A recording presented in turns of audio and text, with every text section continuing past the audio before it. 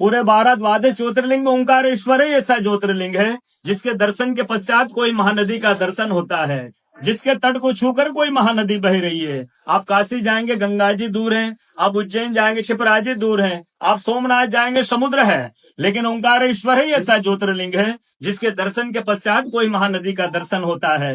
वो महानदी है रुद्रदेहाय विद्महे मैं कलकन्याज धीमहि तन्नो नर्मदा प्रचोदयात्। भगवान शंकर की देह से पसीने के बूंद से निकली है माँ नर्मदा।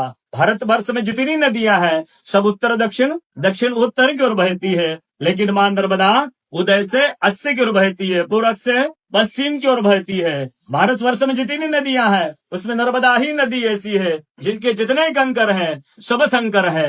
नर्मदा पुराण में ये भी कहा गया है कि नर्मदा जल के स्पर्श होने से जो शिवलिंग निकलता है उसको डायरेक्ट ले जाके पूजा कीजिए, उनको प्रतिष्ठा की आवश्यकता नहीं है। नर्मदा जल स्पर्श होने से तो स्वयं प्रतिष्ठित हो जाते हैं। अयोध्या में राम लला जी की जब स्थापना की गई थी तो नर्मदा का 2.5 फीट का नर्मदा का शिवलिंग राम जी के साथ अयोध्या में स्थापित किया गया था। और कहा गया है कि रेवा तटे तपम कुर्यात् मोक्षदायिनी गंगा। कलयुग में आपको तप करना है, नर्मदा किनारे जाइए, और मोक्ष करना है तो गंगा किनारे जाइए। रेवा तटे तपम कुर्यात् मोक्षदायिनी गंगा।